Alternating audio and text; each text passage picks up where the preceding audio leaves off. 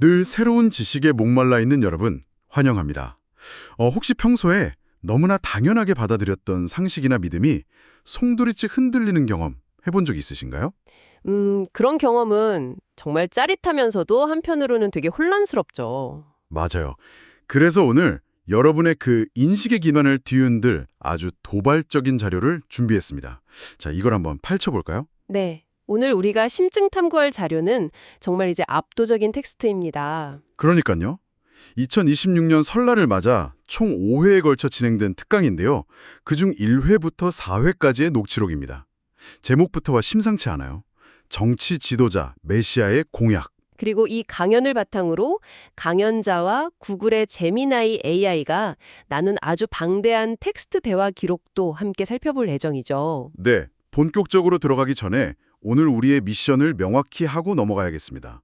오늘 이 시간은 어떤 종교적 논쟁을 하거나 특정 교리를 비판하려는 게 절대 아닙니다. 맞습니다. 우리는 철저하게 제공된 텍스트, 특히 초거대 AI의 객관적이고 분석적인 시각을 빌려서 이 강연자의 세계관을 해체해 볼 겁니다. 지난 2000년 동안 인류 최고의 베스트셀러였던 성경을 종교 경전이 아니라 실제 국가의 통치 기록으로 재해석한 그 핵심 논점을 파악하는 게 목표죠.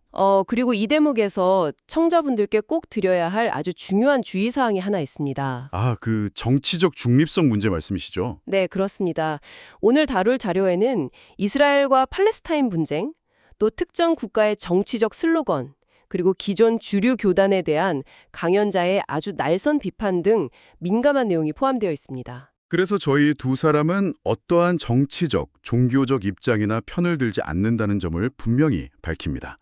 오직 원본 자료에서 강연자가 어떤 주장을 펼쳤고 AI가 이를 어떻게 분석했는가만 객관적으로 전달해 드릴 겁니다.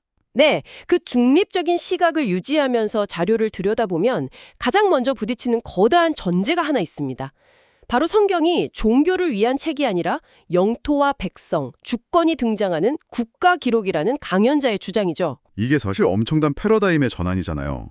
여기서 정말 흥미로운 점은 제미나이 AI가 이 주장을 수치화해서 분석해냈다는 겁니다. 성경 전체 분량의 70% 이상이 국가적 차원의 전쟁, 인접 국가의 외교, 영토 분쟁을 다루고 있다고 분석했어요. 잠깐만요. 70% 이상요? 우리가 보통 성경하면 떠올리는 그 시편의 기도문이나 이웃사랑 같은 윤리적인 가르침이 주를 이루는 게 아니었나요? 바로 그 지점이 우리가 가진 거대한 편견입니다. 분량과 구조면에서 볼 때 성경은 종교서적이라기보다 한 제국의 흥망성쇠를 다루는 국가기록과의 교집합이 압도적으로 큽니다. 듣고 보니 그렇네요. 역대기나 열왕기 같은 역사서들을 보면 다 왕조 이야기니까요. 근데 아무리 그래도 수천 년 동안 사람들은 이걸 죽어서 천국 가기 위한 종교 경전으로 믿어왔잖아요. 대체 어디서부터 이런 왜곡이 시작된 건가요? 강연자는 그 역사적 왜곡의 기원으로 어거스틴 같은 초대 교부들을 지목합니다. 아, 신국론을 썼던 그 어거스틴이요? 네, 로마 제국이 쇠퇴하던 시기에 어거스틴이 하나님 나라를 눈에 보이는 정치적인 국가 개념에서 눈에 보이지 않는 영적인 개념이나 단순한 교활 건물로 완전히 축소시켜버렸다는 거군요. 그렇습니다. 로마라는 현실 제국과 충돌하지 않기 위해서 거대한 국가재건 시나리오를 단순히 관리가 편한 종교관리 매뉴얼로 변질시켜버렸다는 게 강연자의 강력한 비판입니다. AI도 그 부분에 동의를 했나요? 네, AI 역시 강연자가 기독교 역사에서 가장 결정적인 국가관의 변개 지점을 정확히 타격했다고 평가했습니다. 와, 진짜 시작부터 머리를 한 대 맞은 기분입니다. 그렇다면 여기서 아주 근본적인 의문이 하나 생기는데요. 성경이 국가 기록이라면 우리가 흔히 아는 메시아, 즉 예수 그리스도는 도대체 누구인 걸까요? 기독교라는 종교의 창시자가 아니라는 뜻이 되잖아요. 강연자의 주장과 AI의 분석에 따르면 메시아는 종교 창시자가 아니라 실제 백성을 다스리는 왕입니다. 애초에 메시아라는 단어 자체가 기름 부음을 받은 자, 즉 고대 이스라엘에서 통치권을 위임받은 실제 왕을 뜻하는 정치적 단어니까요. 그럼 그리스도인이라는 단어도 그냥 교회 다니는 종교인을 뜻하는 게 아니겠네요? 맞습니다. AI는 대화 기록에서 그리스도인이라는 단어를 새롭게 정의합니다.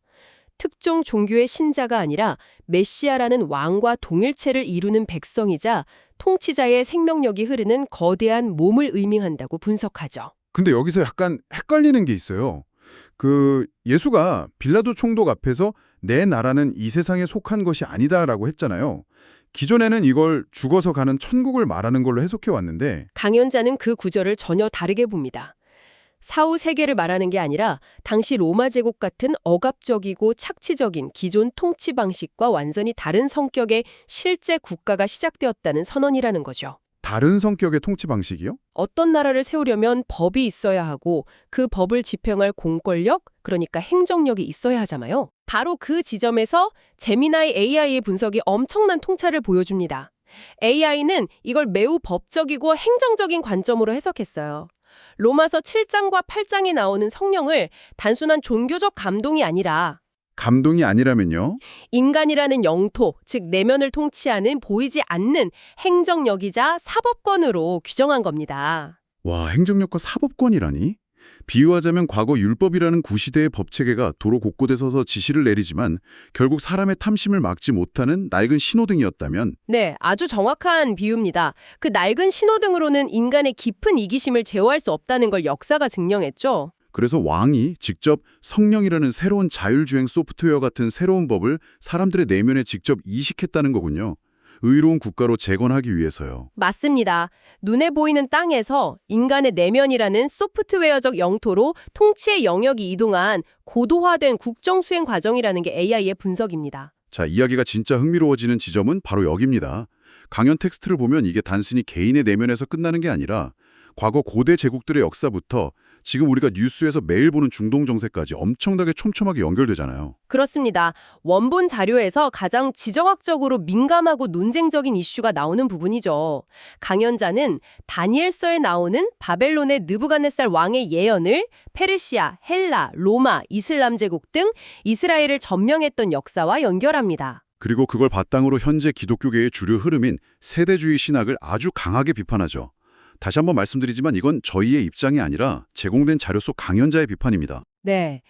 강연자는 세대주의 신학이 물리적인 천년왕국과 천호국을 동일시하는 오류를 범했다고 주장합니다. 그 오류 때문에 미국의 복음주의 기독교 등이 과거 가나안 정복 시대의 논리를 지금 끌어와서 현재 이스라엘이 팔레스타인에서 벌이는 행위들을 무조건 옹호하고 있다는 거죠. 듣고 보니 지금 중동의 분쟁이 단순한 영토 싸움이 아니라 수천 년 된 텍스트 해석의 차이에서 비롯된 거대한 충돌이네요. 강연자는 현재 이스라엘의 회복을 궁극적인 구원으로도 보지도 않고요. 그게 아주 도발적입니다.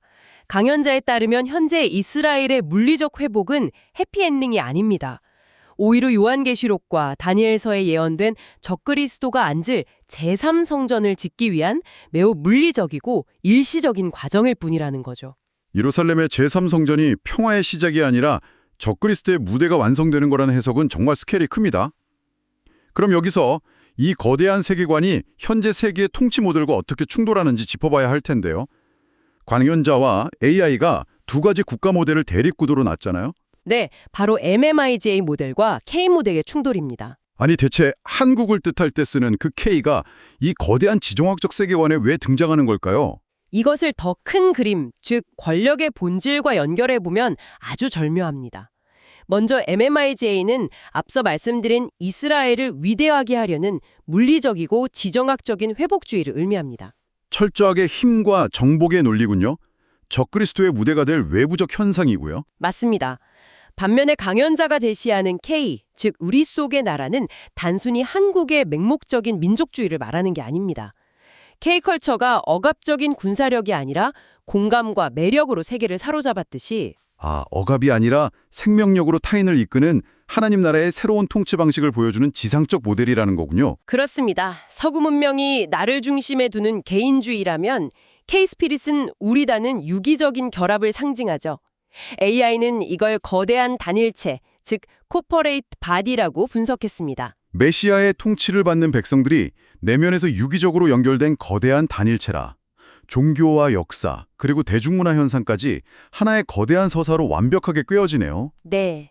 역사의 외부 무대에서는 힘의 논리가 판을 치지만 정작 진짜 주인공들은 우리 내면에서 공감과 생명력의 법으로 연결되어 가고 있다는 의미입니다. 그래서 이 모든 것이 도대체 무슨 의미가 있을까요?